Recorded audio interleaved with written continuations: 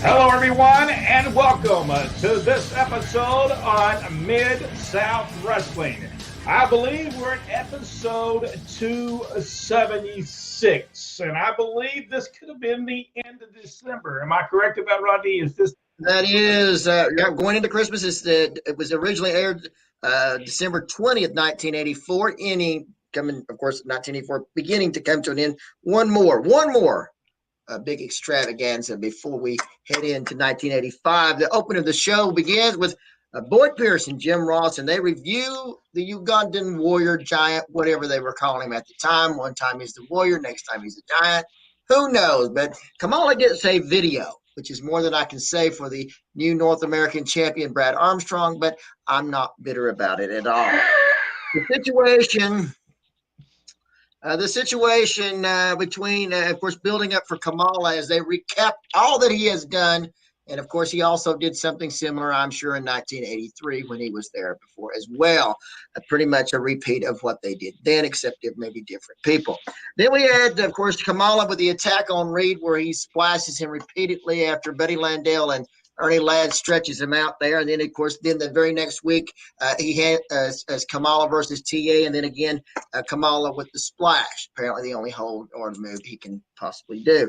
Now, but I'm not upset about that whole thing of all that time they took spending with Kamala and the North American champion, Brad Armstrong, winning it. Hey, Jack, do you have any chill pills for him? I mean, he's mighty upset on this program this week.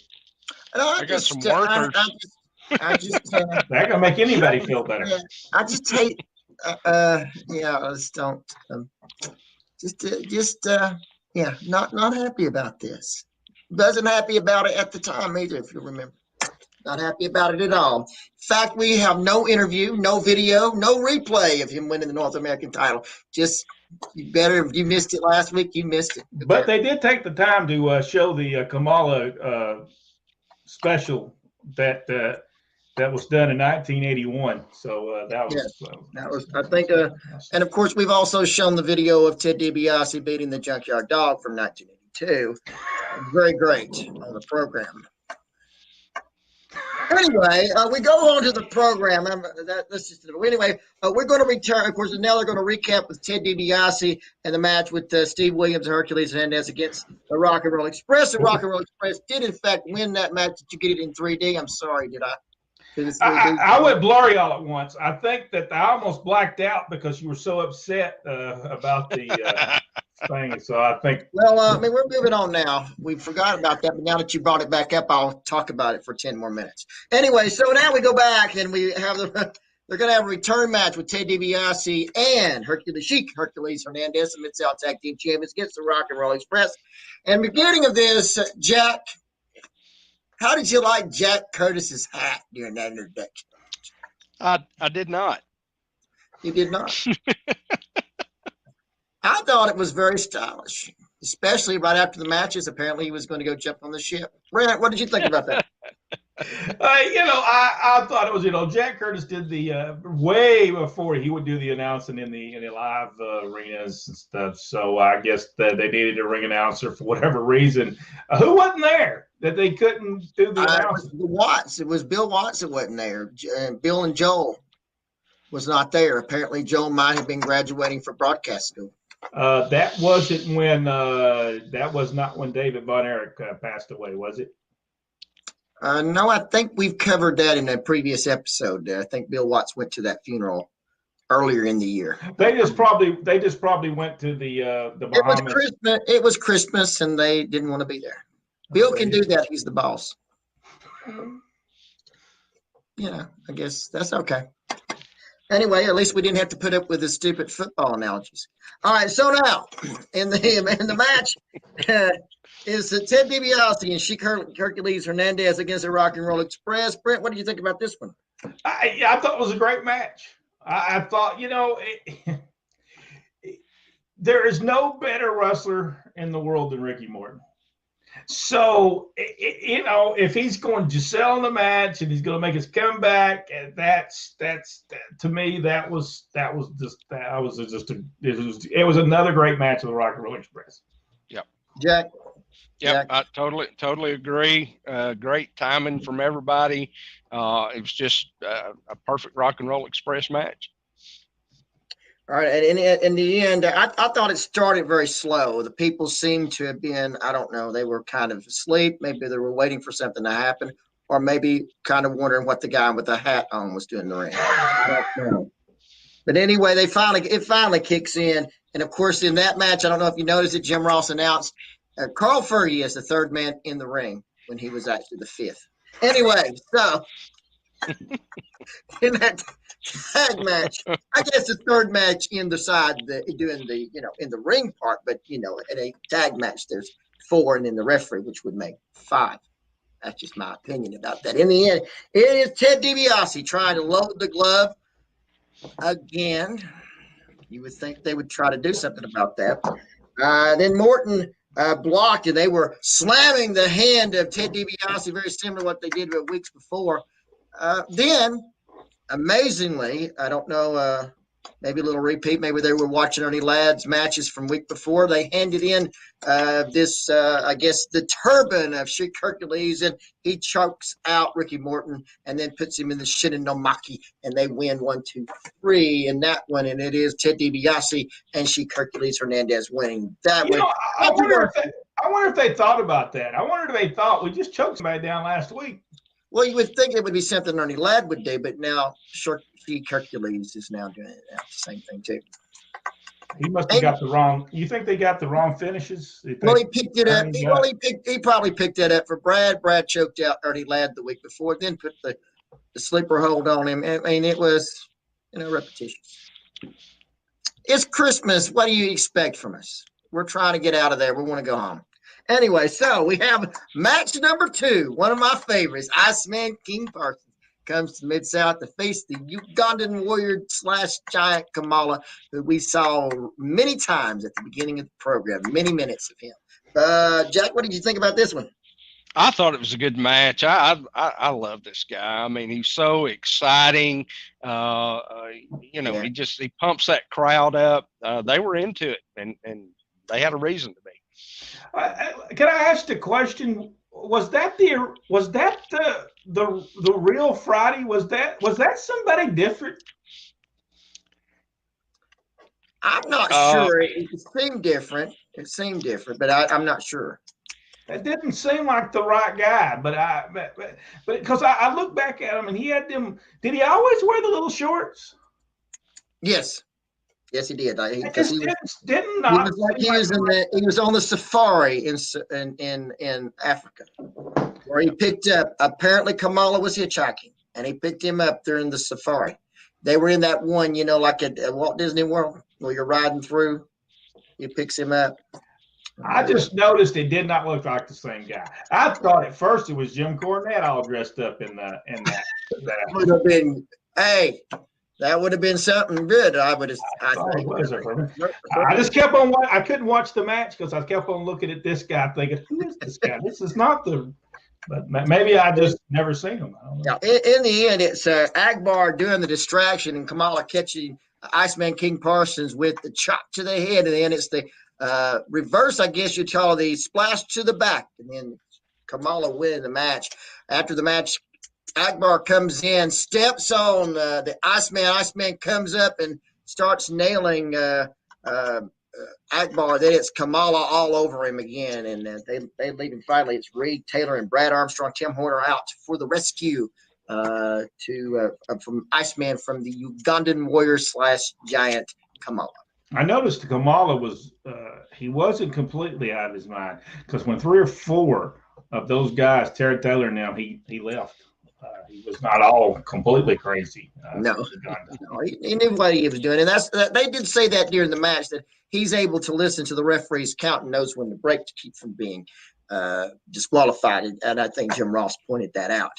during the match. Next match, number 3, is a tag team match. Steve, Dr. Death Williams, and Buddy Landel. He's the Mid-South Television Champion versus Terry Taylor and Tim Horner. Brent, what did you think about this one?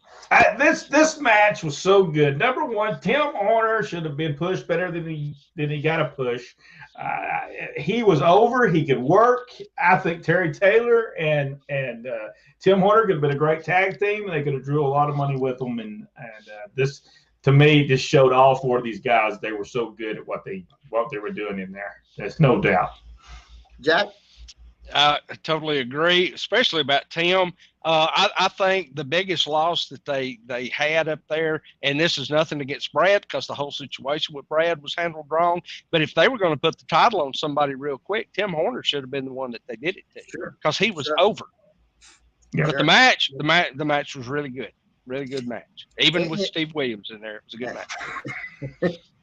In the end, it's Tim Horner going for a flying head scissors in the corner against Steve Dr. Death Williams. Williams catches him into the Oklahoma Stampede, and it's Steve Williams and Buddy Landel the winner in that one. I love that finish, though, because when he goes to get it, and he just kind of just manhandles him and throws him into that stampede, to me, that was a tremendous, and it didn't hurt anyone. No, because it was just a mistake, and you have good matches, honestly, the finish is irrelevant, really, because nobody really remembers. They just remember what a great match it was. That's kind of the same thing when we used to go to Atlanta and watch Mr. Wrestling 1 and 2 against Ole and G. We really couldn't tell you who won. We just knew it was a good match. It's fantastic. It's fantastic. Match number 4 has the newly crowned North American Heavyweight Champion Brad Armstrong. No interview, no replay of last week, no anything. He's just coming out there. It's sink or swim as he faces DiBiase. Tremendous match. Both of them did a fantastic job, I think. Jack, what did you think about this one? Oh, I agree. Dale's one of those guys you don't hear much about anymore, but boy, he could work. And Brad was just so fluid in this match. There was no mistakes from him. Brett?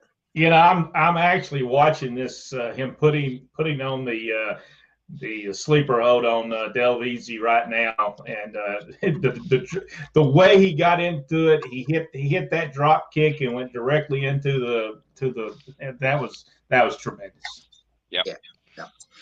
Then we have match, and that's the end of it, ladies and gentlemen. The first appearance of the North American champion, and that is all he gets for his trouble. Just that match, and that's it. No interview, no big fanfare, nothing. Hey, that's all he gets. And that's number 5. Or did I say match number 5? I mean match number 5. It's the Guerrero brothers. It's Chavo and Hector Guerrero, the Alamo Busters from Mexico, as Boyd Pierce always liked to say, to face Butch Reed and Private Terry Daniels. Jack, what did you think about this one? I was glad to see Terry Daniels get beat again. Match was good. The Guerrero family, always good in the ring. It's a good, solid match. And they smothered Terry up enough that the bad match he had last week, hopefully everybody forgot and just saw him for what it was. Boy, Terry Daniels is awkward watching him wrestle. I mean, I hate to be just critical of him, but he's so awkward. He's just, I don't hate it, but go ahead. I was just watching some of that right there while we were talking, and I'm thinking, man, he's so awkward in this match. You know, poor old Butch Reed. He's standing in that corner going, "Oh, couldn't they gave me Izzy Slappy Wits as a partner? Why did they have to give me?" He's great. Terry Daniels. Listen, I'm just Terry Daniels. There was something missing there, and he made things just look, you know. And I think the Guerreros was like, man, I wish we could really just beat him up right here in this ring. Truly, I think they did a pretty good job with those bandoleros. Yeah. So as Williams with the football helmet calls it, I think disqualification in that. Reed goes out against, and they fight on the outside with Steve Dr. Death Williams, All right, Steve Dr. Death Williams, and they're out fighting this, and then the Guerreros get the bandoleros and do a number on Terry Daniels, and then it's Reed back in, make the save, and that was the end of that. Then we have a video. Former North American heavyweight champion Butch Reed, and a video that they've played on there many times. However, the new North American champion does not get a video interview, not even a thank you, at least to win. I guess he could have been, they could have had a video of him putting the ring up before the matches started. They might have give him a pickle on the way out. I don't know. A pickle, that's right. That to me, and I hate to just keep having this runs all over me. To put the title on the man, then do not follow up at all. Now, we talked about the Freebirds, and we talked about their first appearance on Georgia Championship Wrestling, and we said within, the first time they were there, they got over. Well, let's think about it. Gordon had the big opening with the music and the whole thing. Then they had the interview. Then they had the match. And then on a 2-hour show, they had a second match on there. So they majorly featured the Freebirds. The only thing that Brad got basically was his name mentioned in this one, compared to what they've done with Kamala and what they even did with Butch Reed. Yeah, so they I'm did. offended by this. I mean, it's just awful. They want to blame. They want to, and I've heard Jim Ross. So I really truly I like Jim Ross, but Jim, you're wrong. It was not Brad Armstrong's fault. It was not. It was the people who were booking him.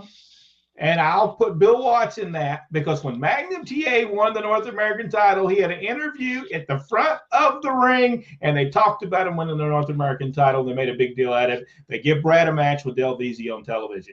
I'm not knocking that he should have had a match on there, but don't blame Brad Armstrong. Blame Jim Ross. He says he was a part of the. Well, if you were part of that, then you can blame yourself for that, because you did give him an interview, you did put together a video to talk about him, and you never pushed him. So don't blame Brad Armstrong. Blame yourselves for that, not Brad Armstrong.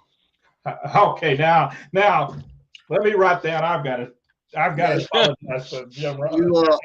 You tell me that I need to calm down. How dare you? Jack, would you like to follow up with anything that was said about that? Yes, I was solely disappointed with the announcer, the older guy. What's his name? It just left me. Boyd Pierce. Boyd Pierce wore a black jacket. Oh, well. You know what? We're going to quit watching the show because of that. He should have had his Santa Claus jacket on for Christmas for sure.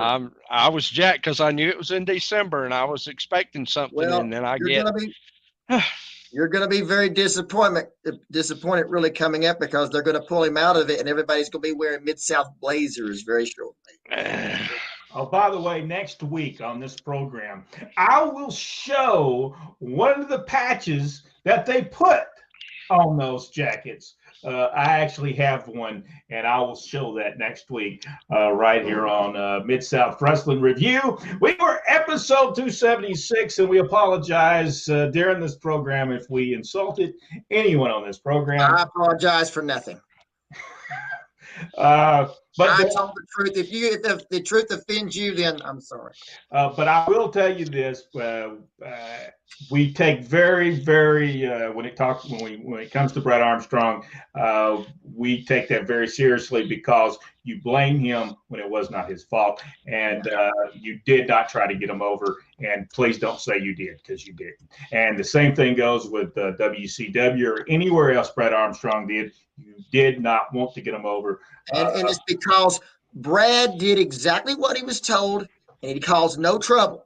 But if you come in like a certain person we talked about in another episode, messed up, they keep pushing you and keep pushing. Okay? The bottom line is Brad was never a problem. He showed up, he did exactly, and never said a word. But if he would have stood up and been more vocal, possibly, but then you would have got rid of him because you said, well, he's not being cooperative.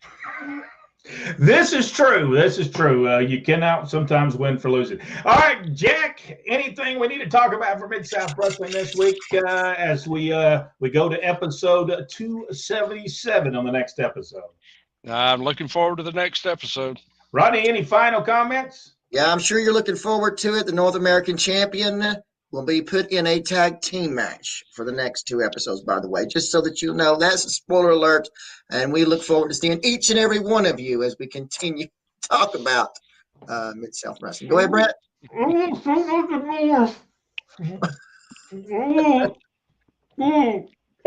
your mouth? We'll just see you on the next episode. Thank you so much. If you're watching this, give us the big thumbs up and subscribe to the channel. Go one step further and go and hit that notification bell and let you know every time that we upload a video right here on YouTube Pro Wrestling Inside Now. Thank you so much, and we'll see you on the next episode.